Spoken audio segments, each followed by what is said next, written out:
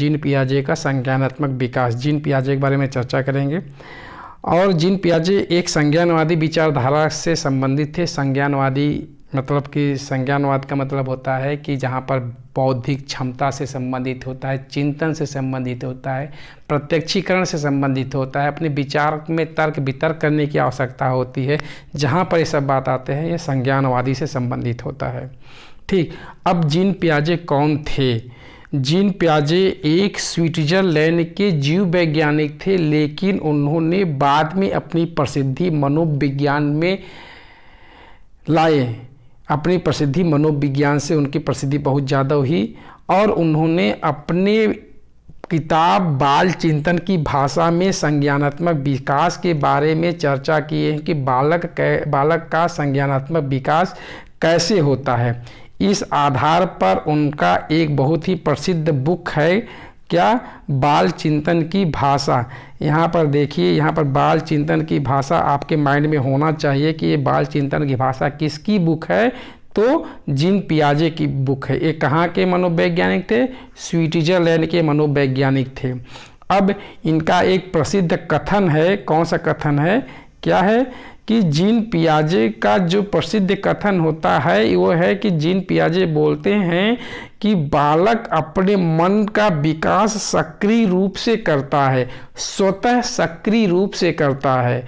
ये कोटेशन इतना ही एक बार एग्जाम में आया था कि किसने कहा है कि बालक अपने मस्तिष्क का विकास स्वतः सक्रिय होकर के करता है, तो इसका ऑप्शन होगा जीन पियाजे। लेकिन ये पूरा कोटेशन के बारे में बात करेंगे तो ये कोटेशन यहाँ पर है कि बालक अपने वातावरण के साथ संबंध स्थापित करके अपनी समझ को बढ़ाता है। अब यहाँ पर ध्यान देना, अपने वातावरण जहाँ पर भी आए, संबंध स्थापित करके आए, वातावरण के साथ संबंध स्थापित करके आए जहाँ पर, उसका मतलब ये होगा कि वो पियाजे का ही कथन है। ठीक, वातावरण से मतलब अनुकूलन से मतलब है, यहाँ वातावरण से संबंध स्थापित करके अपनी समझ को बढ़ाता है, या वातावरण के साथ अनुकूलन करके अपनी समझ को बढ़ाता है। यह किसका कथन है? तो यह पियाजे का कथन है। यहाँ से यहाँ तक एक कथन है तथा इसके बाद दूसरा एक कोटेशन यहाँ कि बच्चे अपने मन का विकास सक्रिय रूप से करते हैं। ये आपको याद रखना चाहिए। कोटेशन है, जीन पियाजे का बहुत प्रसिद्ध कथन है।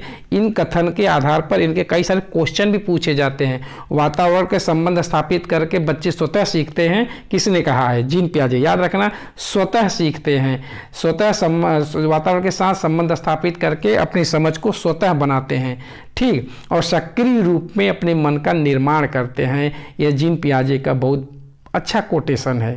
ठीक, आगे कि अगला है बच्चे खुद अपने ज्ञान का निर्माण सक्रिय रूप से करते। मैंने पिछले ही टॉपिक में यह बता दिया कि बच्चे खुद स्वतः अपने सक्रिय होकर के अपने ज्ञान का निर्माण करते हैं। अतः पियाजे ने छोटे बच्चे को नन्हे वैज्ञानिक का दर्जा दिया।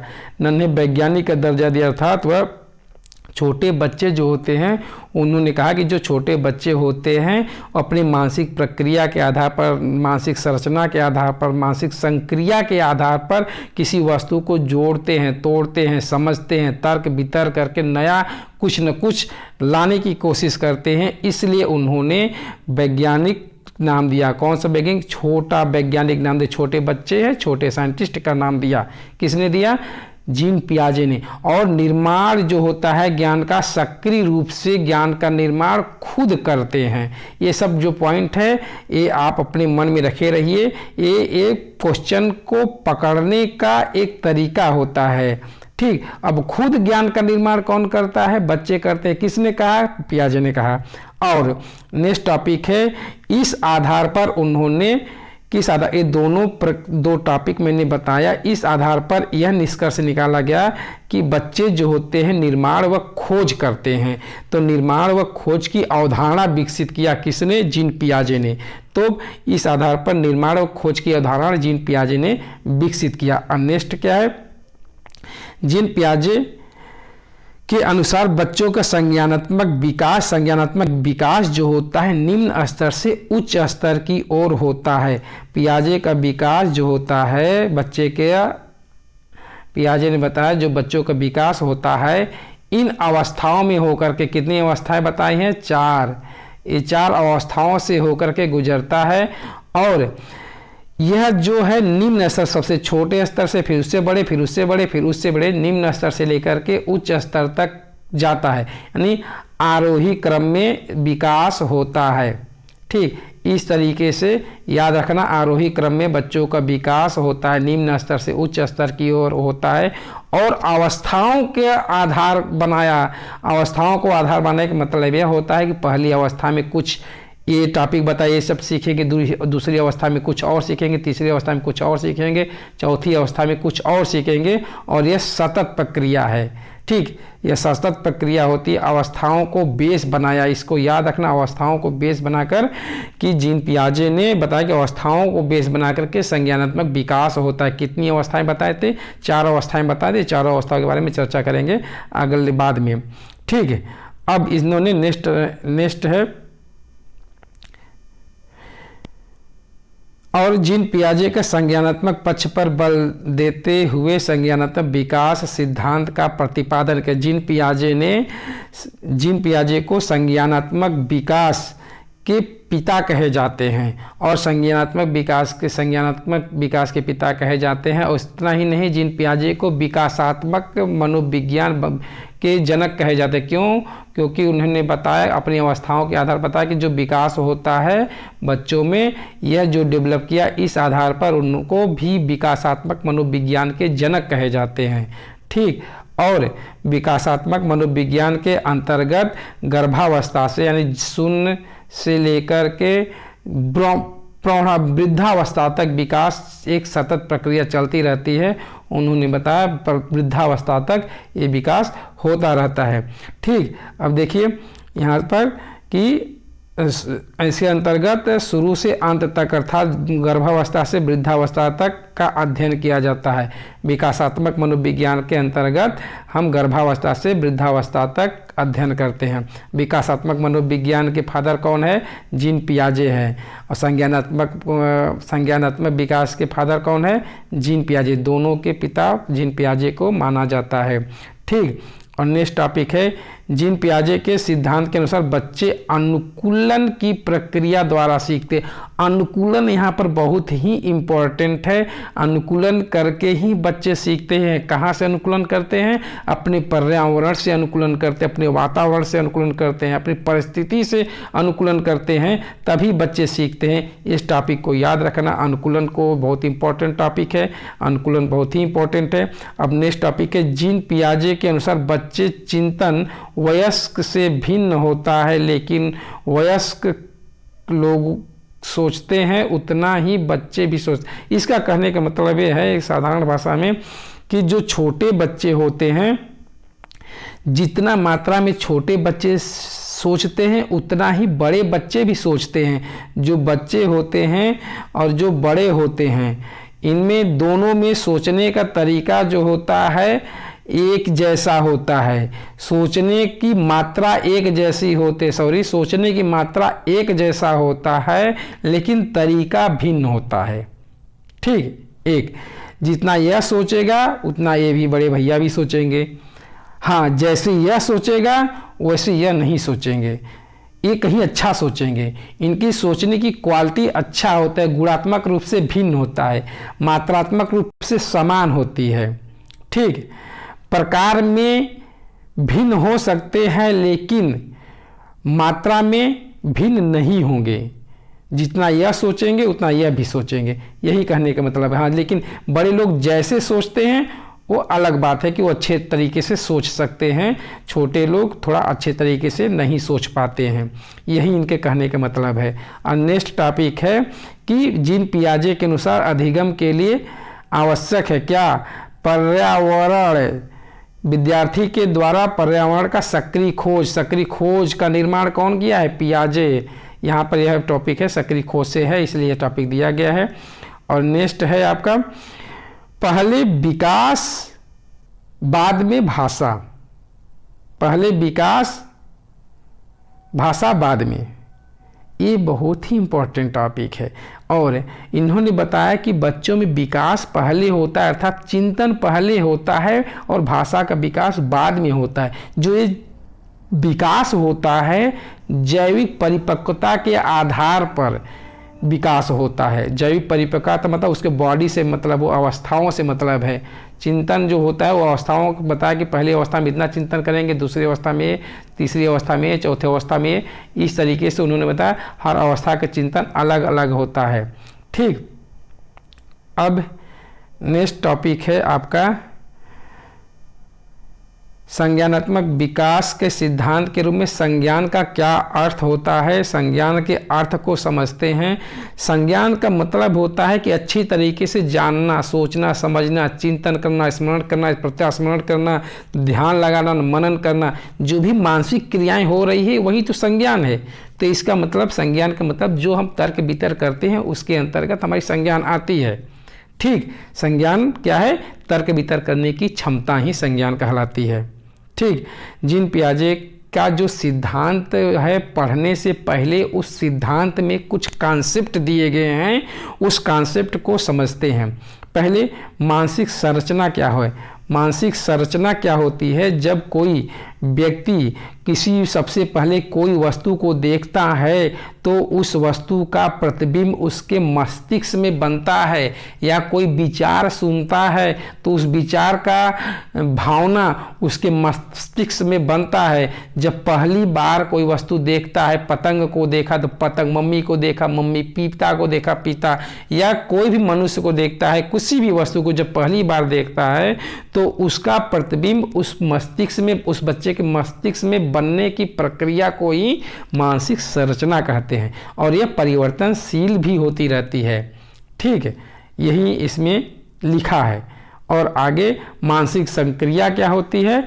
मानसिक संक्रिया होता है उस मस्तिष्क में जो भी प्रतिबिंब बना उसमें जोड़ तोड़, उसके विचारों को जोड़ तोड़, तर्क वितर्क करने की क्षमता, तर्क वितर्क करने की प्रक्रिया को संक्रिया कहा। मानसिक संक्रिया, याद रखना, मानसिक संक्रिया ही एक बेस होता है सक्रिय खोज का।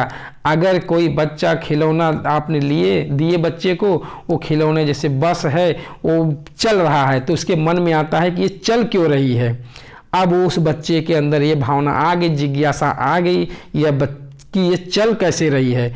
अब उस खिलौने को जोड़ तोड़ करेगा वो बच्चा, उस पहिए को निकालेगा, उसके ऊपरी कवर को निकालेगा। यानी कहने का मतलब ये है कि उस खिलौने को बर्बाद कर देगा, तोड़ फोड़ देगा।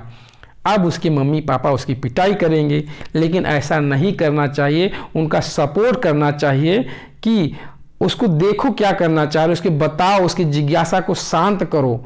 अगर आप उस टाइम पर उसको पिटाई कर दिए, डांट दिए, तो अब वातावरण के आप अनुकूलित उस बच्चे को नहीं रख पाएंगे। अब वह कोई भी नया विचार सोचने में उसको भय लगेगा कि पिताजी डांटेंगे, बड़े भैया डांटेंगे। इसलिए बच्चे जो कर रहे हैं उसको सक्रिय रूप से करने दो। हाँ, उसका सपोर्ट जरूर करो। हाँ, कुछ सपोर्ट का मतलब कैसे चल रहा है उसको बताओ कि इस तरीके से चल रहा है। ठीक, तो उसकी भावना का विकास होगा, और आप में जो आप अपने बड़ों और छोटों के बीच में जो सामंजस्य स्थापित होगा वो बहुत अच्छा होगा।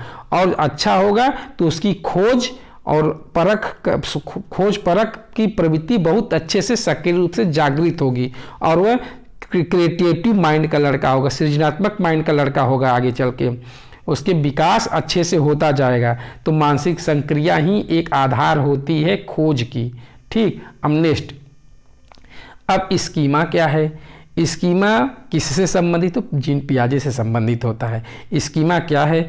अब स्कीमा एक सूचना होता है, सूचनाओं का पैकेट होता है जो व्यवहार किया जाता है। एक मानसिक संरचना होता है कि उसके व्यवहार कैसे किसी वस्तु के प्रति, किसी विचार के प्रति, किसी मनुष्य के प्रति कैसे करते हैं हम। अब कोई व्यक्ति है, देखो यहाँ पर है सूचनाओं का पैकेट। कई सारी सूचनाएं होती हैं, उसका एक पैकेट, एक समुच्चय रूप होता है। उस समुच्चय रूप को स्कीमा कहा। कहा गया पियाजे के अनुसार। अब स्कीमा सामान्य भाषा में क्या है कि जब कोई भी वस्तु व्यक्ति के मस्तिष्क में, बालक के मस्तिष्क में पहली बार प्रतिबिंब बनाता है, जो पहली बार प्रतिबिंब बनाया उसी को स्कीमा कहा। अब कई सारे वस्तु को देखा, कई सारे वस्तुओं को देखा, एक सूचनाओं का पैकेट किया जिसे स्कीमा कहा। कई सारे सूचनाओं का पैकेट को ही स्कीमा कहा जाता है। अब देखो, स्कीमा मानसिक संरचना के आधार पर किया गया एक व्यवहार ही स्कीमा है। अब इसे पढ़ने पर तो बहुत ज़्यादा समझ में नहीं आ रहा है, लेकिन इसमें आपको समझना है। अब मैंने कहा कि यह एक पर्सन है, ये बहुत गंदा है, बहुत अच्छा नहीं है, इससे बात मत करिए। तो जो यह पर्सन से मैंने कहा कि ये पर्सन बहुत बुरा है, यह पर्सन बहुत अच्छा नहीं, इस पर्सन से मैंने कहा। अब ये व्यक्ति इसको बहुत बुरा समझ रहा है, एक ही कहे बहुत गंदा है, क्योंकि मैंने ऑलरेडी इसके मन में एक स्कीमा बना दिया कि भाई ये व्यक्ति बहुत गंदा है। अब यह व्यक्ति इसको गंदा ही समझेगा। क्यों? क्योंकि मैं इसके मन में एक सूचना बना दिया, पैकेट बना दिया हूँ कि बहुत खराब व्यक्ति है। अब यह व्यक्ति जो है इससे गलत व्यवहार करेगा, अच्छे से बात नहीं करेगा। क्यों? क्योंकि इस व्यक्ति के मन में उसके प्रति बहुत गलत धारणा बन गई है और उसको इसी तरह से व्यवहार करेगा, अच्छा व्यवहार नहीं करेगा। लेकिन बाद में जब इसके बातचीत होगी, उससे अच्छा अनुभव होगा, तब उसको लगेगा कि नहीं, हमारे मन में जो पहले से धारणा बनाया गया था वो अच्छा नहीं था। अतः यह परिवर्तनशील भी होता है। अब ये तो समझ में आया होगा स्कीमा क्या है। पहली बार जो मनुष्य के अंदर प्रतिबिंब बनता है, पहली बार मनुष्य के अंदर जो विचार आते हैं, जो कि विचार आते हैं उसी को स्कीमा कहा, उसी के आधार पर व्यवहार किया जाता है। अब नेक्स्ट है, किसी वस्तु और घटनाओं के बारे में ज्ञान के लिए एक रूपरेखा मस्तिष्क में बनती है। जब कोई वस्तु एक रूपरेखा बनती है ना, कि जब कोई वस्तु दिखे पहली बार तो उसका आपके अंदर रूपरेखा मस्तिष्क में बनता है। जैसे मैंने कहा कि कबूतर, तो आपके अंदर एक कबूतर का चित्र बन गया, कहाँ आपने देखा नहीं लेकिन आपके मस्तिष्क में बन गया, उसी को पियाजे ने स्कीमा कहा। और इन्हें सामान्यीकरण किया जा सकता है, इन्हें एक स्थान से दूसरे स्थान तक सामान्यीकरण किया जा सकता है। और नेक्स्ट स्कीम है, अब स्कीमा समझ में आ गया होगा, कोई प्रॉब्लम नहीं है। पहली बार जो मस्तिष्क में किसी वस्तु का प्रतिबिंब बनता है, किसी वस्तु का, किसी विचार का, किसी पर्सन का, तो वह स्कीमा होता है। और स्कीम क्या होता है? स्कीम होता है कि कई सारे व्यवहार का एक संगठित पैटर्न होता है जो हम बार बार दोहराते हैं। इसको लिखने से तो समझ में नहीं है, लेकिन हम आपको समझा रहे हैं। जैसे कि कई सारे व्यवहार होता है, अब उसको संगठित रूप में एक पैटर्न बना दिया जाता है जिसे हम बार बार दोहराया जा सकता है। जैसे मैं मोबाइल से बात कर रहा हूँ और मेरा मानसिक प्रक्रिया जो हो रहा है मोबाइल पर चल रहा है, लेकिन मैं अपने हाथ से अपने शर्ट की बटन को बंद कर रहे हैं और मेरे शर्ट के बटन बंद करने में मेरी मानसिक प्रक्रिया कुछ नहीं कर रही है और मैं मोबाइल से बात विचार कर रहा हूँ। और इतना ही नहीं, मैं कहीं कहीं अपने जूते के बद्धी को बांध लेता हूँ, वह उस पर ध्यान नहीं देते हैं, लेकिन वो हम बांध लेते हैं, कंप्लीटली वो बांध लेते हैं, वो हमारे व्यवहार में आ गई है, वो संगठित रूप से हमारे व्यवहार में आ गए, हम उसको बार बार दोहराए हैं, इसलिए वो हमारे मन में आ गई है, उसको सोचने समझने की आवश्यकता नहीं होती है। यह स्कीम कहलाती है। ठीक, यह स्कीम कहलाती है। हमारे हिसाब से आपको समझ में आ गया होगा। अब नेक्स्ट पॉइंट है अनुकूलन। अनुकूलन क्या होता है? अनुकूलन दो प्रकार के होते हैं। ये टॉपिक आपको बहुत ही इम्पोर्टेंट है। अनुकूलन दो प्रकार के होते हैं। कौन कौन सा है? ये है एसिमिलेशन, आत्मसातीकरण, और समायोजन, एकोमोडेशन। ये अनुकूलन दो प्रकार के हैं, इसको समझते हैं। अब एसिमिलेशन क्या है, समावेशीकरण क्या है, आत्मसातीकरण क्या है, इंग्लिश में याद रखो, हिंदी में मत याद रखो। क्यों? क्योंकि हिंदी में कई सारे नाम है, कितना याद रखोगे? हम तो 3 ही लिखे हैं, कई सारे नाम है, बस एक याद कर लो। एसिमिलेशन। भले ही इस तरह से लिख लो एसिमिलेशन, हिंदी में ही याद कर लो, उसमें आपको फ़ायदा होगा। एसिमिलेशन ही कहीं हिंदी में ही लिख करके आ जाएगा तो बहुत बड़ी समस्या हो जाती है हिंदी में याद करना। एसिमिलेशन याद करो। एसिमिलेशन क्या होता है, अब समझते हैं एसिमिलेशन क्या होता है। प्रचलित योजना में पूर्व ज्ञान में नई जानकारी जोड़ने को आत्मसात कहते हैं। ठीक, जो भी योजनाएं हैं, जो भी आपके अंदर ज्ञान है, जो भी पूर्व ज्ञान है आप पहले से जान रहे हैं, उसमें कुछ नई जानकारी जोड़ देना ही आत्मसात कहलाती है। ठीक, अब नेक्स्ट है, जब व्यक्ति के ज्ञान को अपनी मानसिक संरचना के आधार पर ग्रहण करता है, उसमें कोई सुधार नहीं करता, उसे आत्मसातीकरण कहते हैं। अब इतना समझने से तो नहीं आएगा, अब हम समझाते हैं आपको इसको अच्छे तरीके से। अब यहाँ पर बताया है कि उसमें कोई सुधार नहीं होता। कहाँ नहीं सुधार होता, उसके स्कीमा में कोई सुधार नहीं होता है, तब एसिमिलेशन होता है। अगर सुधार होता है तो समायोजन एकोमोडेशन होता है। एक शब्द में यही है, हम इसको एग्जाम्पल के साथ समझते हैं। मैंने एक बच्चे ने देखा कि वहाँ पर एक बिल्ली है। एक बच्चे ने देखा वहाँ पर कोई जानवर है। वह बच्चा हमसे पूछा कि वह क्या है। मैंने बताया वह कैट है।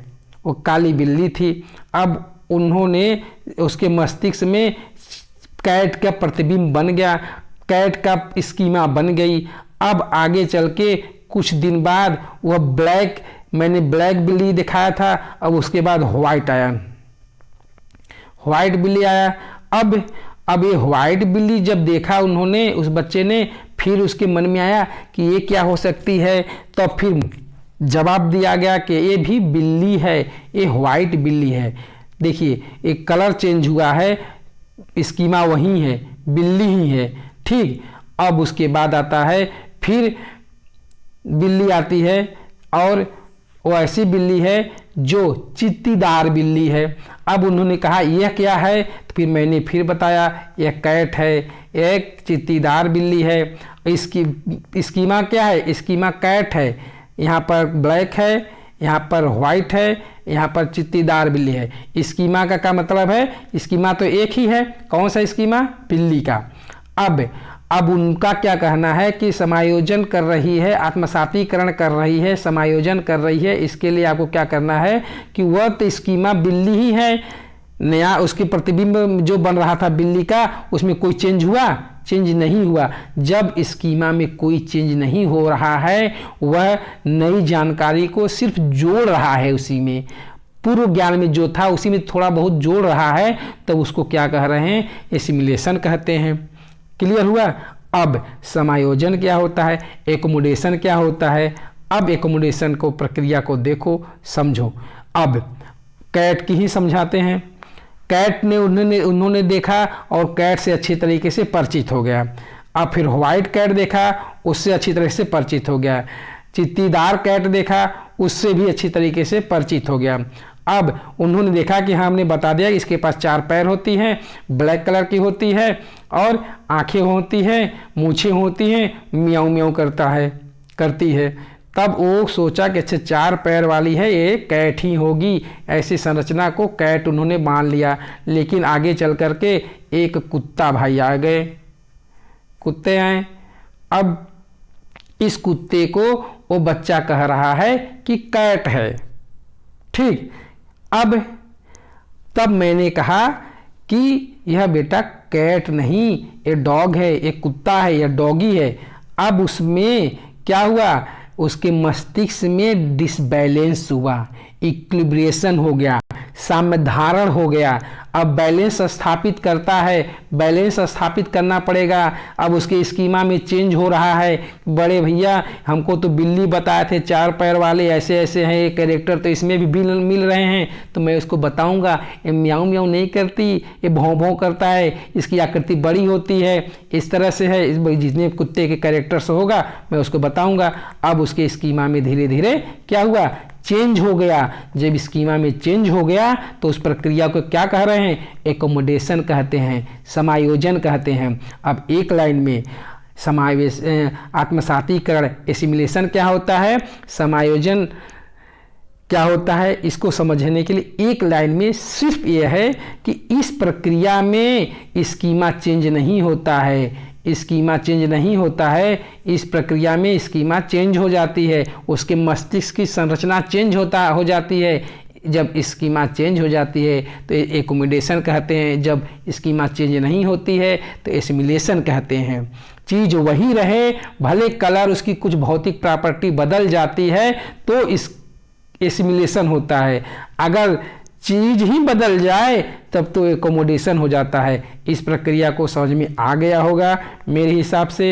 ये बहुत सारे बच्चों को नहीं समझ पाते हैं, बहुत समस्या होती है इसको समझने के। एक बार नहीं बार बार इस वीडियो को देखना और ये समझ में आएगा। ये समझ लेना, आपको एग्जाम में सबसे ज़्यादा इसी दोनों क्वेश्चन से अनुकूलन से ही पूछा जाता है। पियाजे का ही कथन है कि बच्चे सक्रिय वातावरण में अनुकूलन करके सीखते हैं, अनुकूलन करके सीखते हैं। यही तो अनुकूलन का कॉन्सेप्ट है कि अनुकूलन करके कैसे सीख रहे हैं, आत्मसातीकरण करके सीख रहे हैं, समायोजन करके सीख रहे हैं, ये दोनों प्रक्रिया से सीख रहे हैं। अब आगे करते हैं। अब साम्य धारण क्या है? साम्य धारण मैंने बताया कि जब साम्य धारण की प्रक्रिया क्या होती है, साम्य धारण वह होता है कि दोनों के बीच किसमें एसिमिलेशन और एकोमोडेशन में जब संघर्ष होता है उसके मस्तिष्क में कि यह बिल्ली थी, हमें बिल्ली को बताया गया, यहाँ मेरे साथ धोखा कर दिया गया, इसके पास भी 4 पैर है, और पिताजी बता रहे हैं, बड़े भैया बता रहे हैं कुत्ता है। अब क्या हुआ?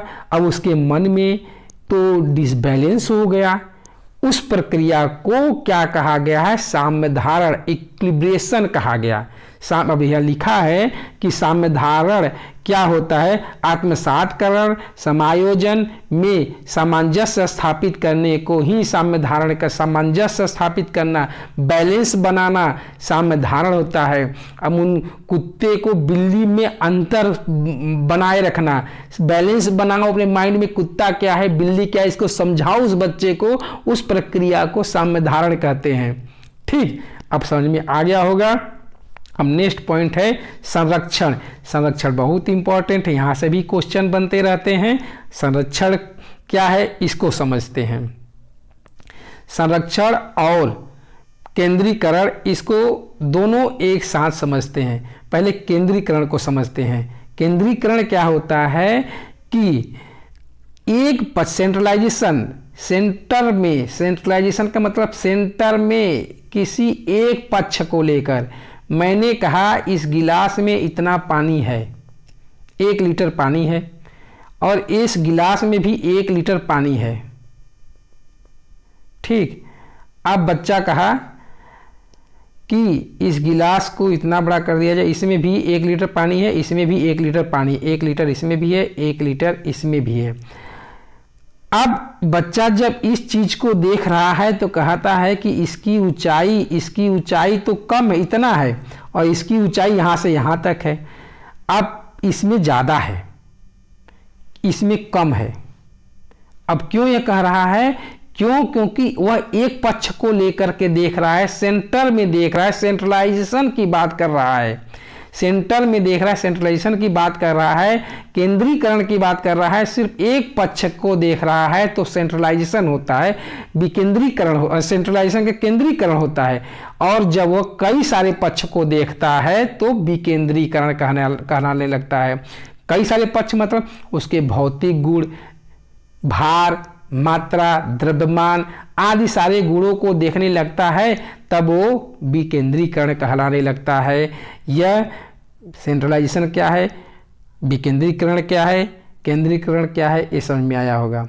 केंद्रीकरण का मतलब एक पक्ष को लेकर के देखना, विकेंद्रीकरण का मतलब कई सारे पक्ष को लेकर के देखना, इसके भार को देखना, इसके आयतन को देखना, इसके द्रव्यमान को देखना, इसके क्षेत्रफल को देखना।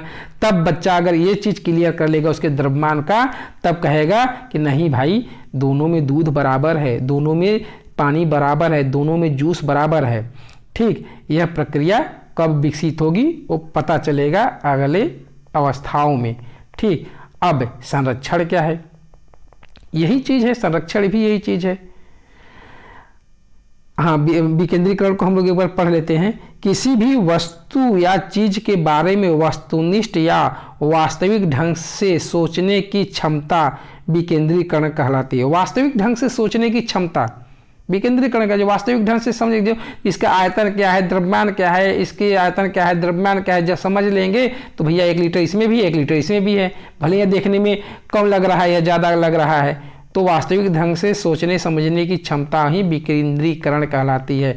या फिर कई सारे पक्ष को देखने की क्षमता, कई सारे पहलुओं को देखते हैं तब विकेंद्रीकरण कहलाती है। जब एक पक्ष को देखते हैं, सिर्फ ऊंचाई को देखते हैं या क्षेत्रफल को देखते हैं, तब वो केंद्रीकरण कहलाता है।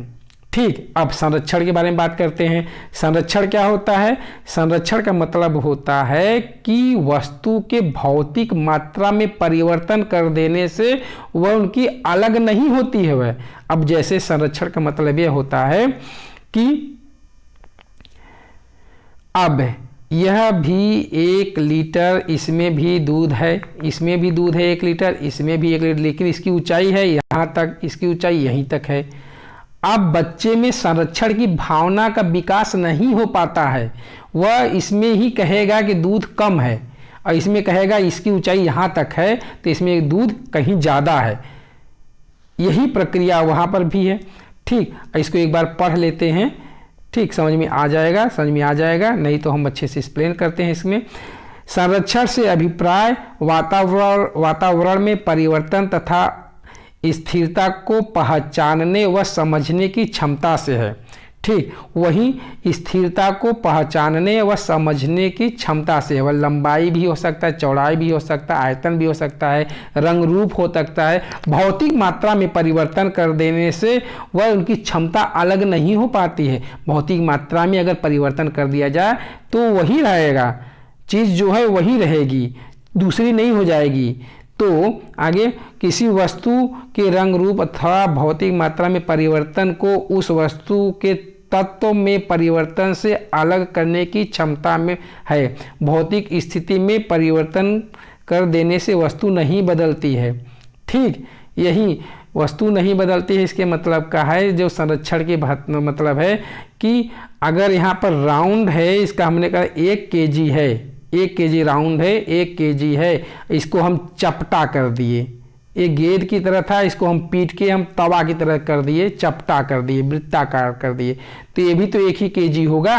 लेकिन अगर ये पीट के बड़ा कर दिए हैं तो बच्चा कहेगा नहीं यह ज़्यादा है, यह कम है। तो एक केंद्रीकरण का मतलब समझ में आया होगा तभी संरक्षण समझ में आएगा। ऐसी भावना को संरक्षण कहते हैं। अब यह एग्जाम में आता है, किस अवस्था में संरक्षण की भावना विकसित होती है, संरक्षण का समाधान किस अवस्था में कर लेते हैं। ठीक, अब आके अब ये मानसिक संरचना क्या होती है इसके बारे में चर्चा करते हैं। मानसिक संरचना के बारे में क्या करेंगे कि मानसिक संरचना वही एक प्रतिबिंब है जो पहली बार मनुष्य ने देखा, व्यक्ति ने देखा, अपने मस्तिष्क में कोई भी विचार बनाया, वो क्रमिक रूप से अपने को प्रेजेंट कर देता है, क्रमिक रूप से प्रेजेंट कर देता है, वही मानसिक संरचना होता है। जब कोई वस्तु उसके मस्तिष्क में बनता है तो उसके मस्तिष्क में जैसे बन रहा है उसी को व्यक्त कर देना ही मानसिक संरचना होती है। ठीक, इसमें कोई प्रॉब्लम नहीं है, मानसिक संरचना समझ में आ गया होगा। इसको पढ़ लेते हैं। किसी भी वस्तु किसी भी समस्या के समाधान के लिए अपनी मानसिक क्षमता व मानसिक क्रिया को क्रमिक रूप में रखना ही क्या है, मानसिक संरचना है। इसमें कोई प्रॉब्लम नहीं, क्रमिक रूप से रख दो, जो मस्तिष्क में है उसी को क्या कहा गया, मानसिक संरचना कहा गया। अब पियाजे का एक बहुत इंपॉर्टेंट टॉपिक यहाँ पर है, जीववाद। जीववाद किसकी अवधारणा है, तो जीन पियाजे की। ये जीववाद क्या है, जीन पियाजे की अवधारणा है जो कि बहुत इंपॉर्टेंट है। यह क्या है, सारे बच्चे जो होते हैं वह सजीव निर्जीव दोनों में अंतर नहीं कर पाते हैं। वो अपने मनुष्य या अपने बच्चे, उसको दुख दर्द तकलीफ जो भी हो रहा है, खुशी हो रही है, वह निर्जीव वस्तुओं को भी होगा। ऐसा उन बच्चे का मानना होता है। उनका सजीव और निर्जीव में अंतर नहीं कर पाते हैं। देखो पढ़ो यहाँ क्या लिखा है। बच्चे संसार के प्रत्येक वस्तु को सजीव समझने लगते हैं, वह सजीव हो चाहे निर्जीव हो। अर्थात वह सारे वस्तुओं को सजीव समझते हैं। जैसे अपनी गुड़िया को भी अपने साथ लेकर के सोएगी और ठंडी लगेगा तो उसको भी अपने रजाई में रख देगी, अपने गर्मी लगेगा तो पंखा के नीचे रखेगी। क्यों? क्योंकि इसको भी ठंडी लग रही है, गर्मी लग रही है। क्योंकि वो भी सजीव समझता है। बारिश होगी तो घर में ईंटा पत्थर जो भी कंचे खेलते हैं, कंचे को बिस्तर पर लाएंगे, क्योंकि ये भी बाहर रहेंगे तो भीग जाएगा और इसको ठंडी लग जाएगी, आछू आ जाएंगे, सर्दी हो जाएगी, वगैरह वगैरह सब बहुत सारी भावना उसके बच्चे में आ जाती है। इस प्रक्रिया को, इस कॉन्सेप्ट को जीन पियाजे ने क्या कहा? जीववाद। जीववाद बच्चों में विकसित होती है। अब अगला कॉन्सेप्ट है वस्तु जीववाद समझ में आ गया होगा। अब अगला कॉन्सेप्ट है वस्तु स्थायित्व। वस्तु स्थायित्व की प्रक्रिया क्या है इसको समझ लेते हैं। वस्तु स्थायित्व होता है क्या कि इसका इंग्लिश होता है ऑब्जेक्ट परमानेंस, यानी कहने का मतलब किसी वस्तु को देख लेने के बाद उसके मस्तिष्क में उनकी संरचना अस्थायी रूप से बन जाती है, वही प्रक्रिया वस्तु स्थायित्व होती है। अब इसको समझते हैं। अब क्या है कि ये इसको मम्मी है, यहाँ पर इसकी मम्मी है, ये टैडी है, ये बच्चा है। ये टैडी है, ये बच्चा है, ये टैडी है। अब इसमें क्या हो रहा है कि बच्चे को उसकी मम्मी खिला रही है और किस तरह से उस टैडी को उसको दिखा रही है और बिस्तर के नीचे कर दे रही है, यहाँ पर छिपा दे रही है। और ये बच्चा बहुत हंसमुख है, हंस रहा है। जब छिपा देने के बाद तुरंत वापस दे रही है तो बहुत खिलखिला के हंसते हैं। ऐसे हम लोग भी, आप लोग भी अपने बच्चों के साथ, घर में किसी बच्चे के साथ करते हैं, किसी वस्तु को छिपा दे और अचानक फिर उसके सामने लाते हैं, ये खिलखिला के हंसता है। इसका कॉन्सेप्ट होता है क्या? जब वह इस टैडी को नीचे छिपा देती है तब ये सोच रहा है, क्या सोच रहा है कि वस्तु अब नहीं है, लेकिन जैसे ही इसके अचानक इसके सामने रखता है तो फिर खिलखिला के हंसने लगता है, वस्तु आ गई, अब यह मेरा हो गया। फिर गायब कर देती, फिर गायब कर देगी, ये फिर दुख होगा, इसको समझ नहीं आएगा, फिर प्रेजेंट में आ जाएगा तो ये बहुत खिलखिला के हंस रहा है। तो इस प्रक्रिया को वस्तु स्थायित्व कहते हैं। अब इसको अपने स्तर से समझते हैं। एक लाइन में क्या होता है वस्तु स्थायित्व की भावना क्या होती है? वस्तु स्थायित्व की भावना होती है कि जब कोई वस्तु इस बच्चे ने देख लिया, इस टैडी को देख लिया, अब यह सामने रहे चाहे ना रहे चाहे आंखों से ओझल कर दिया जाए, अब यह बच्चा उस चीज़ को खोजने का प्रैक्टिस करेगा, खोजने का प्रयास करेगा। जब ये खोजने का प्रयास करेगा तो उस प्रक्रिया को वस्तु स्थायित्व की भावना विकसित हो जाती है, ऐसा कहा जाएगा। अगर वह इस टैडी को खोज रहा है और यह समझ लिया कि टैडी आंखों के सामने नहीं है, तो अर्थात अस्तित्व में ही नहीं है, तो है ही नहीं, तो इस प्रक्रिया को कहा जाएगा वस्तु स्थायित्व का अभाव होता है। वस्तु स्थायित्व विकसित नहीं हुआ है। क्वेश्चन 2 टाइप में पूछा जाता है कि वस्तु स्थायित्व का विकास कब होता है? तब 18 महीने के बाद बच्चों में वस्तु स्थायित्व का विकास हो जाता है और 0 से 18 महीने के पहले वस्तु स्थायित्व का विकास नहीं होता है। एक क्वेश्चन याद रखना कि है तो दोनों एक ही अवस्था में, लेकिन ये कॉन्सेप्ट क्लियर करेंगे आगे बाद में। वस्तु स्थायित्व क्या है, वस्तु स्थायित्व के अभाव क्या है, यह समझ में आ गया होगा तो अच्छा है। अब दूसरे उदाहरण लेकर के समझते हैं कि वस्तु स्थायित्व का अभाव क्या है। जब छोटा बच्चा है, मोबाइल देखता है और हमको मोबाइल की आवश्यकता होती है, तो हम कहते हैं बच्चा मोबाइल को हम गड्ढे में फेंक दिए, चिड़िया ले गई, कौवा ले गया। अब बच्चा खुश हो गया कि चलो कौवा ले गए तो अब मोबाइल का क्या मतलब है, अब उसको खोजेगा नहीं। इसका मतलब वस्तु स्थायित्व का अभाव है। जब अब वह 18 महीने का नहीं हुआ है, जब 18 महीने का हो जाता है तब उस बच्चे को आप चूतिया पागल नहीं बना पाएंगे कि भैया मोबाइल कौवा कैसे ले जाएगी, आप अपने जेब में रखे हैं, आपके जेब में वो ढूंढने लगेगा, उसके पास कहेगा भैया पापा मम्मी ये यहाँ आपके जेब में पड़ी है मोबाइल। तब अर्थात वह वस्तु स्थायित्व उसमें विकसित हो गया। ठीक, ये हो गया। अब क्या करते हैं, अगला टॉपिक है पलटावी, रिवर्सिबिलिटी। अब यह क्या प्रक्रिया है? रिवर्सिबिलिटी का मतलब है एक स्थान से दूसरे स्थान तक चला जाता है, लेकिन दूसरे स्थान से पुनः पहले स्थान पर नहीं पहुंच पाता है। इस प्रक्रिया को रिवर्सिबिलिटी कहते हैं। अर्थात यहाँ पर लिखा है कि मूल स्थान से अपने लक्ष्य तक पहुँचने तथा पुनः अपने लक्ष्य से वापस मूल स्थान पर पहुँच न पाना। ठीक, यही मैंने बताया। या दूसरे, संरक्षण के अभाव मूल आकृति में थोड़ा सा भी परिवर्तन कर देने पर उन्हें पुनः न पहचान पाना। अब इसका मतलब यह है कि उदाहरण के लेकर के हम बता रहे हैं कि घर से स्कूल 5 किलोमीटर है। किसी बच्चे को मैं बताया कि तुम्हारा घर से स्कूल 5 किलोमीटर है, और उसको अगर हम यह पूछें कि स्कूल से घर का किलोमीटर है तो नहीं बता पाएगा। लेकिन हम कहें घर से स्कूल कितना किलोमीटर है तो बता देगा 5 किलोमीटर है। अगर उल्टा करके पूछे तो नहीं बता पाएगा। ऐसे गणितीय प्रक्रम की बात करें तो 2 × 2 = 4 हो गया। ये हमने इसको सिखा दे तो बता देगा, लेकिन 4/2 बराबर क्या होगा नहीं बता पाएगा। तो इस प्रक्रिया को रिवर्सिबिलिटी कहते हैं। रिवर्सिबिलिटी मतलब पलटावी, उत्क्रमणी, अनुत्क्रमणीय। रिवर्सिबिलिटी, एक नाम याद करो, रिवर्सिबिलिटी। ठीक, ये प्रक्रिया समझ में आ गई होगी। अब आत्मकेंद्रीकरण क्या है? आत्मकेंद्रीकरण, ईगोसेंट्रिक क्या होता है? ईगोसेंट्रिक का मतलब होता है कि स्वार्थी।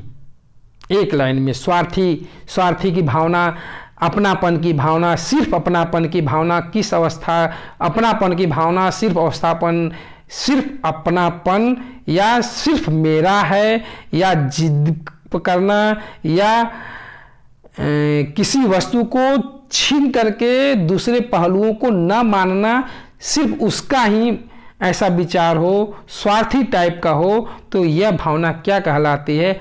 आत्मकेंद्रित होता है। उसका आत्मकेंद्रित का मतलब होता है संसार में जितनी कुछ भी वस्तुएं हैं उसी की है, वह उसके आसपास ही है, इसलिए वह मेरी है। ठीक, इस भावना को आत्मकेंद्रित कहते हैं। आत्मकेंद्रित का मतलब ये है, एक एग्जाम्पल के रूप में, एक बच्चे की माता यहाँ है खड़ी। ठीक, अब ये बच्चा यहाँ से देख रहा है, वो इस बच्चे को कहेगा ये मेरी माँ है। लेकिन यह माता किसी की बुआ होगी, किसी की चाची होगी, किसी की भाभी होगी, किसी की कुछ होगी, बहन होगी। लेकिन कोई भी इसको कहे मेरी बहन है तो ये कहेगा नहीं, आपकी बहन नहीं, मेरी माता है। कोई कहे मेरी भाभी है तो ये बच्चा कहेगा नहीं, आपकी भाभी नहीं, यह मेरी माता है। बहुत सारे रिलेशन है, तो ये बच्चा सिर्फ यह कह रहा है कि यह सिर्फ मेरी माँ है और किसी के कुछ नहीं है। इस प्रक्रिया को पियाजे ने कहा, इस प्रक्रिया को क्या कहा? आत्मकेंद्रित, ईगोसेंट्रिक। ठीक, अब आगे ये समझ में आ गया होगा।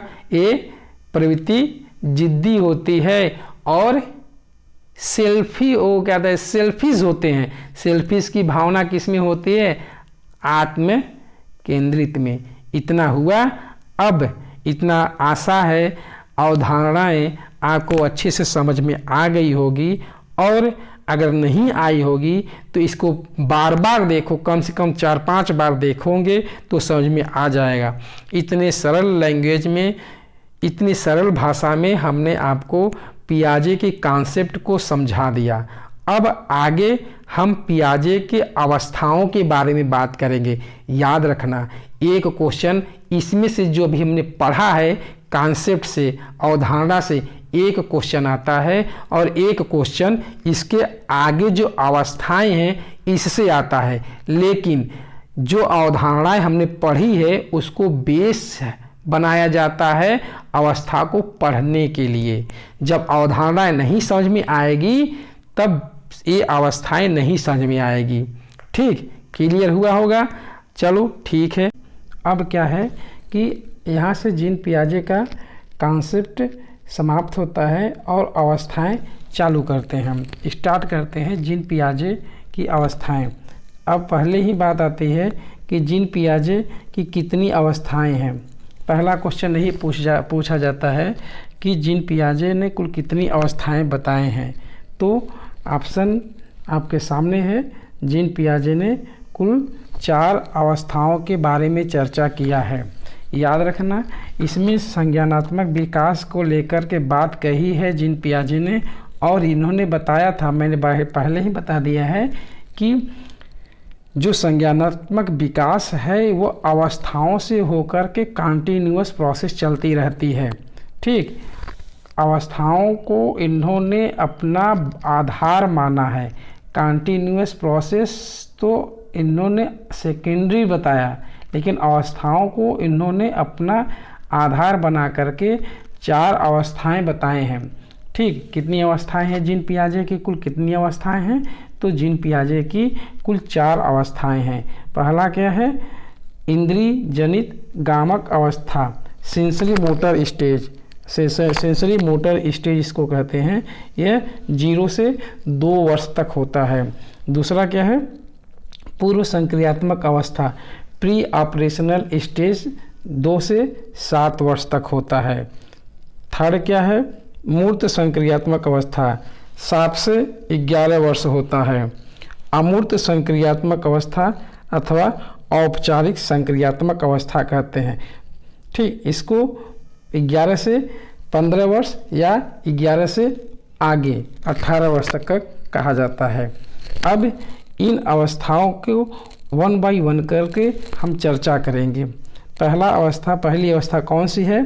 तो पहली अवस्था है सेंसरी मोटर स्टेज, इंद्रिय जनित गामक अवस्था अथवा संवेदी गामक अवस्था के नाम से जाना जाता है। यह अवस्था, देखिए, यह अवस्था जन्म से लेकर के 2 वर्ष तक होती है। जन्म से लेकर के 2 वर्ष तक होती है। इनका पीरियड पूछा जाता है कि कितने समय तक होता है, तो हम बताएंगे कि यह अवस्था 0 से 2 वर्ष तक होती है। इस अवस्था में बालक को प्रत्यक्षीकरण का गुण पाया जाता है। प्रत्यक्षीकरण क्या होता है? ये संवेदना होती है, एक प्रतिबिंब होता है, एक हमारा नज़रिया होता है, किसी वस्तु को किस नज़रिए से हम देख रहे हैं। तो जब प्रतिबिंब बन रहा है तो इस अवस्था में इसकी क्वालिटी होगी कि जब प्रतिबिंब बन रहा है तो वो उनकी संवेदना बन रही है। वह कोई भी ज्ञान लेगा तो अपने ज्ञानेंद्रियों के थ्रू लेगा। तो प्रतिबिंब किससे संबंधित है? आँख से संबंधित है। ठीक, संवेदना से संबंधित है। तो इस अवस्था में प्रत्यक्षीकरण के गुण पाए जाते हैं। और नेक्स्ट, अब इस अवस्था में बालक के अंदर वस्तु अस्थायित्व का गुण प्रदर्शित होता है। हमने वस्तु अस्थायित्व क्या है, मैंने पिछले बार में इसी वीडियो में कुछ टाइम पहले आपको बताया कि वस्तु अस्थायित्व के गुण क्या है। ठीक, अब इस अवस्था में वस्तु अस्थायित्व का गुण प्रदर्शित होता है और इसी अवस्था में वस्तु अस्थायित्व के अभाव भी पाया जाता है। दोनों अभाव और गुण दोनों इसी अवस्थाओं में पाए जाते हैं। और 18 महीने के पहले वस्तु अस्थायित्व का गुण नहीं होता है, लेकिन 18 महीने के 24 महीने तक, यानी 18 महीने के बाद 24 महीने तक 2 साल की बात होती है, तो 2 वर्ष 24 या तो 2 वर्ष या 24 महीने में ये वस्तु अस्थायित्व के गुण पाए जाते हैं। वो जो वस्तु अस्थायित्व उसका परमानेंट ऑब्जेक्ट का जो होता है उसको खोज लेता है, वह जान जाता है कि कहीं इधर ही वस्तु छिपाया गया है। ठीक, इतना समझ में आया। अब थर्ड पॉइंट है, नेक्स्ट पॉइंट है, इस आयु में बालक शारीरिक रूप से वस्तुओं को पकड़ते हैं, इधर उधर रखते हैं, उन्हें उठाते हैं, हिलाते डुलाते हैं, मुंह में डाल करके, स्वाद के लिए नहीं बल्कि ज्ञान के लिए मुंह में डालते हैं, ज्ञान के लिए मुंह में डालते हैं, और अर्थात वो ज्ञानेंद्रियों द्वारा ही ज्ञान को प्राप्त करते हैं। एक लाइन में, इस अवस्था में जितने बालक होते हैं ज्ञान का निर्माण उनके ज्ञानेंद्रियों के द्वारा ही होता है, उनमें तर्क वितर्क करने की क्षमता नहीं होती है। सिर्फ वह ज्ञानेंद्रियों के द्वारा ही अपने ज्ञान का निर्माण करेंगे। ठीक, नेक्स्ट पॉइंट है, इस अवस्था में डिफर्ट इमिटेशन। डिफर्ट इमिटेशन का मतलब होता है कि जैसा कोई व्यक्ति उसके सामने कर रहा है उसी का अनुकरण करेगा, डायरेक्ट उसी जैसा वह है इमीडिएट उसी तरीके से वह करना स्टार्ट कर देगा। जैसे कि दाढ़ी उसके पापा सेविंग कर रहे हैं या दादा सेविंग कर रहे हैं, तो जैसे ही वह उनको देखेगा और वैसी ही एक्टिविटी अपने दाढ़ी को बनाना, उस ब्रश को अपने मुंह पर रखना, क्रीम को लगाना वगैरह वगैरह जो भी क्रियाकलाप करेंगे उसे डिफरेंट इमिटेशन कहा जाता है। और इतना ही नहीं, अपने मम्मी को देखते हैं कि हाँ डेंट पेंट जितने लाली पोशाक लगाते रहते हैं, वह भी कभी कभी अपने होठों पर, गालों पर, माथे जहाँ पर भी होता है लाली लगा करके बाहर आ जाते हैं। यहाँ तक भी होता है कि घर में सब पड़ा है और सब लोग बाहर है और ये सज धज के तैयार होकर के बाहर आ जाते हैं। तो इस प्रवृत्ति को डिफर्ट इमिटेशन कहा पियाजे ने। ठीक, और अनुकरण करने की प्रवृत्ति होती है। कैसे कर रहा है? अनुकरण के ही तो द्वारा वह मम्मी को देखा कि ऐसे ऐसे कर रही, पापा को देखा सेविंग कर रहे हैं, तो इसके आधार पर उन्होंने भी करना स्टार्ट कर दिया। तो इस प्रक्रिया को डिफर्ट इमिटेशन कहते हैं। डिफर्ट इमिटेशन किस अवस्था में है? 0 से 2 वर्ष की अवस्था में पाया जाता है। ठीक, और इस अवस्था में अनुकरण की प्रवृत्ति हो जाती है। अब नेक्स्ट है, और यह अवस्था जो होता है, इस अवस्था में जो गोल डायरेक्ट बिहेवियर प्रदर्शित होता है। इसका मतलब क्या होता है? गोल डायरेक्ट बिहेवियर का मतलब होता है कि कोई भी यहाँ पर कोई वैल्यूम है, कोई वैल्यूम हो, यहाँ पर बच्चा है, तो इसको जब देखा, इसको देख लिया बच्चा, तो इसके प्रति इसको प्राप्त करने के लिए अपना बिहेव, इसका जो भी व्यवहार करेगा उसका फोकस यही होगा कि हमें इसको तुरंत प्राप्त करना है। और जब तक उसको प्राप्त नहीं कर पाएगा तब तक उसी के बारे में अपना प्रतिबिंब बनाता रहेगा, उसी के बारे में समझता रहेगा, उसको जो भी होगा उसी के बारे में सोचता समझता रहेगा। ठीक, उसको को प्राप्त करने की कोशिश करता है। तो और बड़े लोग हाँ प्राप्त हुआ तो प्राप्त हुआ, नहीं प्राप्त कुछ और सोचने लगते हैं। लेकिन यह बच्चा जो इस अवस्था के होते हैं इसी के बारे में सोचते रहते हैं हमेशा कि उसको हम कैसे प्राप्त कर लें, और उसी को प्राप्त करने के लिए अपना व्यवहार भी करता है, तो उसी पर फोकस करता है। इस व्यवहार को, इस प्रक्रिया को गोल डायरेक्ट बिहेवियर, गोल प्रत्यक्ष व्यवहार, लक्ष्य प्रत्यक्ष व्यवहार के नाम से जाना जाता है। ठीक, अब इस अवस्था की दूसरी, इस सिद्धांत की दूसरी अवस्था है क्या? पूर्व संक्रियात्मक अवस्था, pre operational stage. Pre operational stage कितने वर्ष तक होता है? 2 से 7 वर्ष। पहला कितना था? 0 से 2 वर्ष, यानी शैशव अवस्था की जो प्रॉपर्टी होती है पहले अवस्था में सारा का सारा मिलेगा। और दूसरी अवस्था में जो भी आएंगे, ये पूर्व बाल्यावस्था की बात करते हैं हम। पूर्व बाल्यावस्था में जो भी प्रॉपर्टी मिलेगी इसमें, इस अवस्था में प्राप्त होगा। कौन कौन सी प्राप्त होगा? पूर्व संक्रियात्मक अवस्था की कौन कौन सी विशेषताएं हैं यहाँ की बात करते हैं। वही विशेषता पूर्व बाल्यावस्था की भी होती है। ठीक, अब यह अवस्था 2 वर्ष से 7 वर्ष के बीच होती है। हाँ, 2 वर्ष से 7 वर्ष तक है, तो 2 वर्ष से 7 वर्ष के बीच की अवस्था पूर्व संक्रियात्मक अवस्था होती है। यह अवस्था आपको याद रखने पड़ेगा। ठीक, ये ड्यूरेशन, ये समय काल, वर्ष जो भी है कितने वर्ष का है, ये सब आपको माइंड में रखना पड़ेगा। और इसके बाद ये इस अवस्था में बालक में भाषाईकरण, सामाजिकरण, आत्मकेंद्रिता के गुण विकसित हो जाते हैं। भाषा का निर्माण होने लगता है, सामाजिक रूप से वह सामाजिक विकास होने लगता है, भाषा का निर्माण होने लगता है, आत्मकेंद्रित के गुण विकसित हो जाते हैं। आत्मकेंद्रित के गुण क्या है वो आपको हम बता चुके हैं। ठीक है, और आगे इस अवस्था में बालक को नकल करने की प्रवृत्ति आ जाती है। नकल करने की प्रवृत्ति मतलब अच्छे से वह अनुकरण करने लगता है। जो भी बच्चे जैसे ही जिस परिवार में रहेंगे वो बड़े जैसे जिसके साथ व्यवहार करेंगे वह भी बच्चा उसके साथ वैसा व्यवहार करना स्टार्ट करने लगता है। ठीक, नेक्स्ट है, इस अवस्था में बालक को शब्दों के प्रति समझ उत्पन्न हो जाती है। इस अवस्था में बच्चे स्कूलिंग के लिए तैयार होने लगते हैं। जैसे क से कबूतर, तो वह बच्चा समझने लगता है, अर्थात शब्दों और ध्वनि का तालमेल स्थापित करने लगता है। ठीक, याद रखना, शब्दों और ध्वनि का तालमेल बैठाने लगता है। और आगे इस अवस्था में जीववाद उत्पन्न हो जाते हैं। बहुत इम्पोर्टेंट यहाँ से है, जीववाद उत्पन्न हो जाता है। जीववाद क्या होता है? सभी निर्जीव वस्तुओं को सजीव समझना। तो अब जीववाद कौन सी अवस्था से संबंधित है? क्वेश्चन आ गया तो आपको पता होना चाहिए। जीववाद प्री ऑपरेशनल स्टेज से संबंधित है।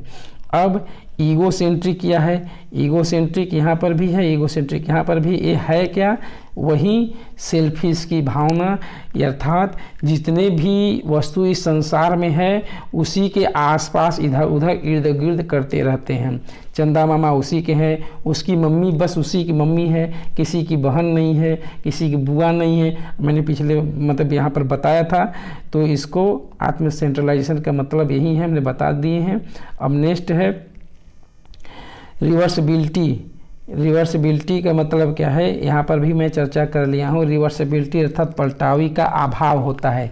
रिवर्सिबिलिटी का अभाव किस अवस्था में होता है, इस तरह से क्वेश्चन पूछा जाता है। रिवर्सिबिलिटी का अभाव, संरक्षण का अभाव किस अवस्था में होता है, तो पूर्व संक्रियात्मक अवस्था में रिवर्सिबिलिटी का अभाव होता है।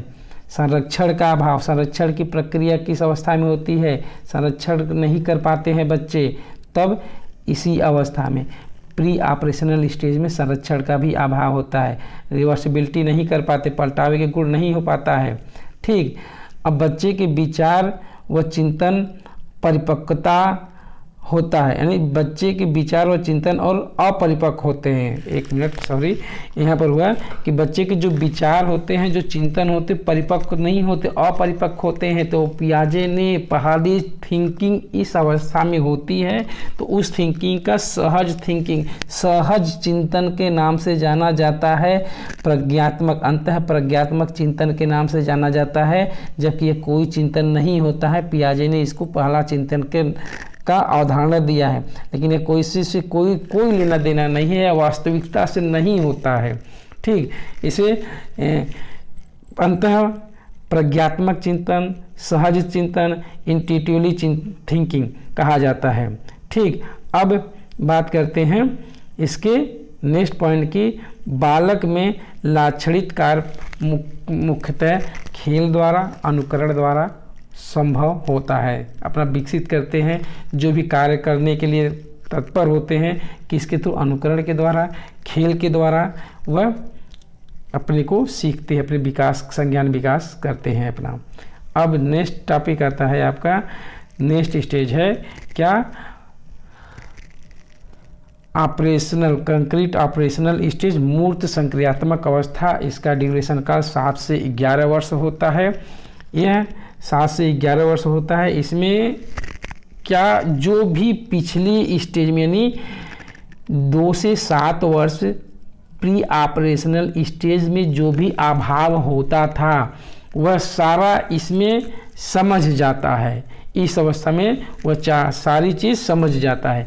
क्वेश्चन आता है कि जीववाद का अभाव होता है। जीववाद संबंधित है किस अवस्था से, प्री ऑपरेशनल स्टेज से। संरक्षण का विकास नहीं हो पाता है, प्री ऑपरेशनल स्टेज से। संरक्षण का विकास हो जाता है मूर्त संक्रियात्मक अवस्था से।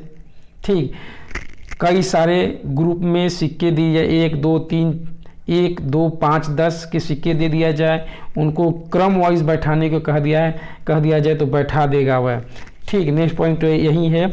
इस अवस्था में बालक में पहचान, विभेदीकरण, वर्गीकरण क्रमिक रूप से पाए जाते हैं। यानी एक वह विभेदीकरण कर सकता है, वर्गीकरण कर सकता है, उनको पहचानने की क्षमता विकसित हो जाती है। पहले मैं इस अवस्था, इसके पिछले वाले में बताया था ना कि संरक्षण का अभाव होता है, पानी इतने ज़्यादा है, किसमें कम है, इसमें बताएगा ज़्यादा है, जबकि 1 लीटर इसमें भी है, 1 लीटर इसमें भी है। लेकिन बच्चे से पूछेंगे पिछली वाली अवस्था में तो बताता है इसमें ज़्यादा है, लेकिन ये अवस्था आते वह द्रव्यमान को समझ जाता है, यानी वह डिसेंट्रलाइज हो जाता है। डिसेंट्रलाइजेशन की तरीके से उनका नज़रिया हो जाता है। एक पक्ष को नहीं देखते हैं, बल्कि कई सारे पक्ष को देखते वो अपने विकास को कर लेते हैं, किसमें कम है, किसमें ज़्यादा है, यह मात्रा वो समझ जाते हैं। और एक एग्जाम में पूछा गया CCS क्या है, CCS किस अवस्था से संबंधित है, CCS पियाजे के किस अवस्था से संबंधित है। तो CCS का मतलब क्या है, क्लासिफिकेशन, कंजर्वेशन, सीरिएशन, यानी क्लासिफिकेशन, कंजर्वेशन, सीरिएशन, ये क्या होता है, वर्गीकरण कर लेता है किसी चीज़ को। दो के जो सिक्के होते हैं, 5 के जो सिक्के होते हैं, 10 के जो सिक्के होते हैं, वो अलग अलग करके बता देगा कि हाँ यह 2 का है, यह 5 का है, यह 10 का है। कंजर्वेशन, संरक्षण की जो भावना होती थी दूध वाले, और मैं बहुत बार बताया, इसमें वो समझ विकसित हो जाती है। वो बच्चे झगड़ा लड़ाई नहीं करते हैं कि हाँ ये इसमें ज़्यादा है, इसमें कम है, ये मैं नहीं लूँगा, ये मैं ही ले लूँगा। वह समझ, उसमें द्रव्यमान की समझ विकसित हो जाती है। सीरिएशन, एक सीरियल में वह लगा सकते हैं, ठीक है। और इस अवस्था में चिंतन प्रारंभ हो जाता है। कौन सा चिंतन? मूर्त चिंतन। अर्थात मूर्त चिंतन क्या होता है, हम आपको बताए हैं कि प्रत्यक्ष रूप से अगर हम उससे कहें कि यह गिलास में कितना दूध है, आधा दूध है, बताएगा कि हाँ इसमें दूध भरा हुआ है। अब इसके बारे में तुम बताओ, तो इसके गिलास में जो भी चीज़ है उसके बारे में बच्चा बता देगा। लेकिन यह प्रत्यक्ष इसके सामने है इसलिए वह बता देगा। लेकिन अप्रत्यक्ष रूप से अगर कोई चीज़ पूछ लिया जाए, मान लिया जाए कुछ ऐसा मानने को, तो माना नहीं, मान जो होता है माना जाता है ना, कि माना अगर कोई शब्द आता है तो वह इसको समझ नहीं पाता है, ठीक। अगर प्रत्यक्ष रूप में उसके सामने कोई भी समस्या है तो उसका समाधान कर सकता है। लेकिन अगर वह उसके सामने प्रत्यक्ष रूप से नहीं है तो समाधान उसका नहीं कर पाता है, ठीक। आशा है कि आपको यह चीज़ क्लियर हुई होगी। तो यहाँ पर एक चीज़ याद करिए कि चिंतन की विकास की अवस्था किसको कहा जाता है, तो चिंतन की विकास की प्रारंभिक अवस्था जो होती है मूर्त अवस्था कही जाती है। ये क्वेश्चन कितनी बार पूछा गया है, ठीक। और नेक्स्ट टॉपिक है, नेक्स्ट अब क्या है, इस अवस्था में बच्चे जो होता है तार्किक क्रियाओं के थ्रू, यानी तार्किक क्रिया वह संज्ञान उनका विकास होने लगा। और यह इनका विकास जो होता है प्रौढ़ों से नज़दीक होने लगता है। जैसे यह सोच रहे हैं करीब करीब प्रौढ़ के पास होने लगते। क्यों? क्योंकि प्रौढ़ लोग जो वयस्क लोग होते हैं वो तार्किक रूप से समझते हैं, सोचते हैं। अब ये भी तार्किक रूप से सोचने समझने लगे हैं, ठीक।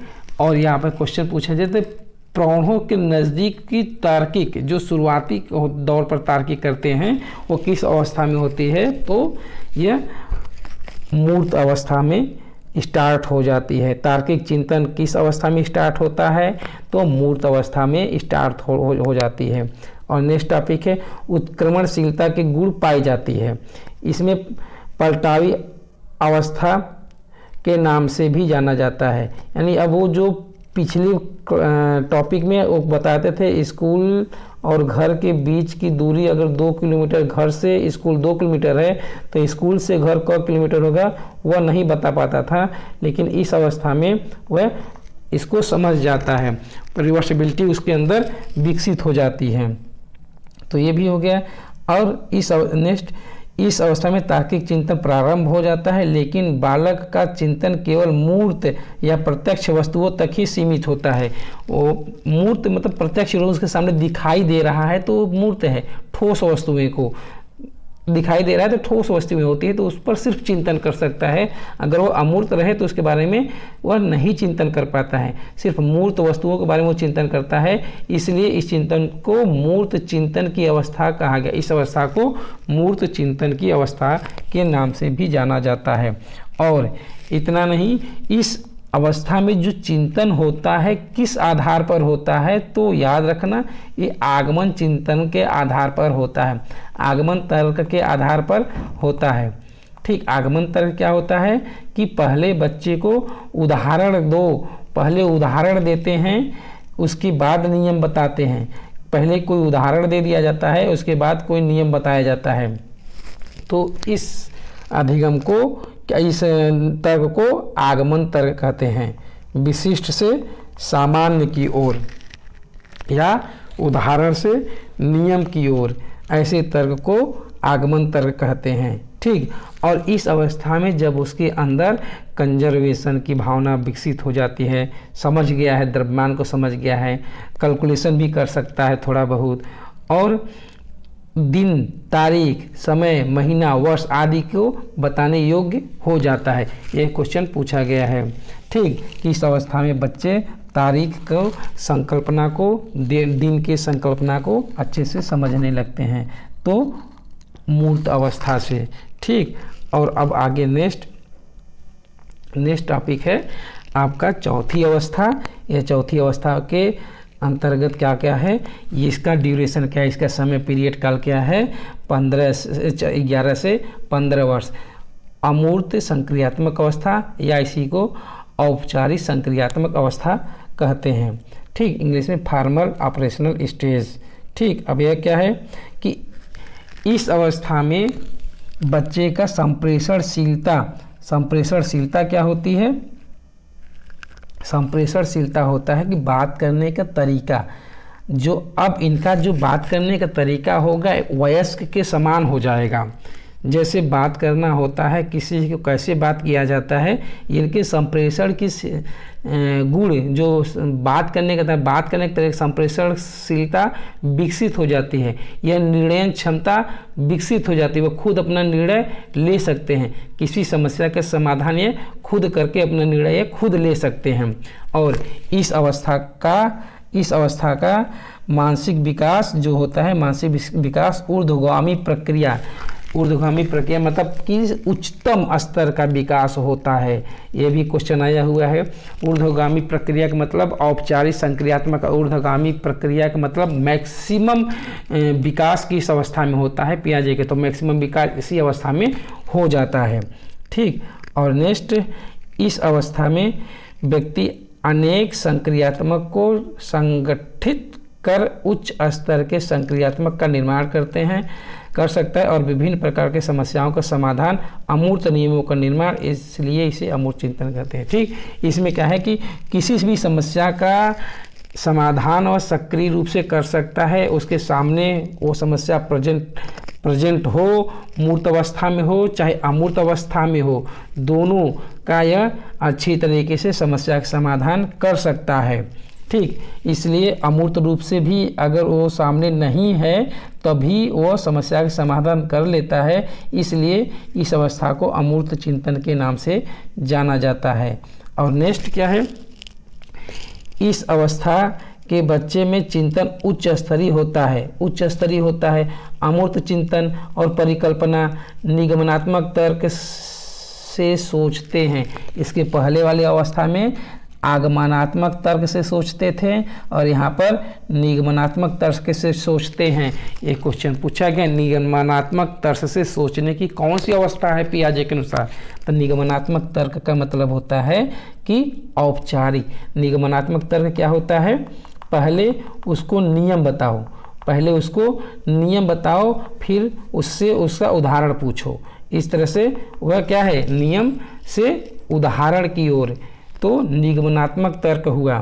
ठीक, सामान्य से विशिष्ट की ओर निगमनात्मक तर्क हुआ। अब क्वेश्चन यहाँ से पूछा जाता है कि उच्च प्राइमरी स्तर तक शिक्षण कार्य के लिए कौन सी विधि अपनाएंगे? आगमन विधि, निगमन विधि। तो याद रखना, उच्च स्तर के लिए निगमन विधि, निम्न स्तर के लिए आगमन विधि। इतना याद रखना, उच्च स्तर के लिए निगमन विधि और निम्न स्तर के लिए आगमन विधि। ये माइंड में रखे रहना क्योंकि क्वेश्चन रीट में पूछा गया था। ठीक, निम्न स्तर छोटे बच्चे के लिए आगमन विधि। इसमें मैंने बताया था इसके पिछले वाले में कि मूर्त अवस्था में आगमन विधि से तर्क करते हैं, अमूर्त अवस्था में निगमन विधि से तर्क करते हैं। जब भी इस अवस्था का विकास तो उच्च है, तो जब उच्च विकास है तो उच्च लेवल के लिए निगमन विधि का, और इसके पहले में मूर्त वाले में निम्न स्तर की बात करते हैं, तो प्राइमरी लेवल की बात करते हैं, तो उनमें शिक्षण विधि आगमन विधि से होती है। ठीक, इतना क्लियर हुआ। अब आगे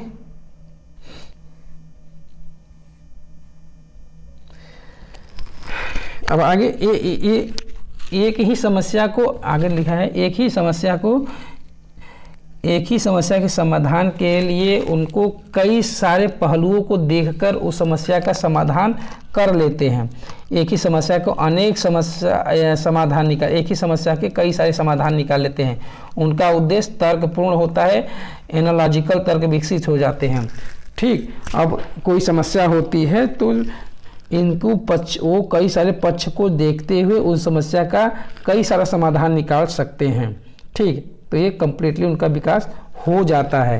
पियाजे के कहते हैं इस अवस्था के अंत तक बच्चे का विकास पूर्ण हो जाता है। ठीक, और नेक्स्ट लास्ट पॉइंट है, बच्चे में अच्छी तरह से सोचने, समस्या समाधान करने एवं निर्णय लेने की क्षमता विकसित हो जाती है। अब पियाजे ने कहा कि इस अवस्था तक आते आते बच्चे में निर्णय लेने की क्षमता हो जाती है, किसी समस्या का समाधान आसानी से कर लेते हैं, वो अपनी समस्या का समाधान खुद कर लेते हैं। अब इस अवस्था को यहीं पर समाप्त होती है। अब लेकिन पियाजे का एक यही कोटेशन जो बताएं कि इस अवस्था में समस्या समाधान कर लेते हैं, तो अभी हम लोगों का तो कोई आप लोग बीएड बीटीसी जो भी कर रहे हैं तो आपकी उम्र 25 वर्ष तो होगी ही होगी। तो क्या आप अपनी समस्या, सारी समस्या का समाधान कर सकते हैं? कोई नहीं कर सकता है। तो ये इसीलिए इस सिद्धांत का यह वीक पॉइंट हुआ। यानी क्रिटिकल एनालिसिस करेंगे तो इसका एक वीक पॉइंट होता है, या इसको कमजोरी बताया गया कि प्रत्येक व्यक्ति अपनी समस्या का समाधान लाइफ टाइम तक नहीं कर पाता है, जबकि इन्होंने 15 साल के बच्चे के लिए बोल दिया कि हाँ अपनी समस्या के समाधान वो खुद कर लेंगे, सारी समस्या का समाधान कर लेंगे। ठीक, इतना हुआ। ओके, अब बात करते हैं इनके एमसीक्यूज से। इसने कितने एमसीक्यूज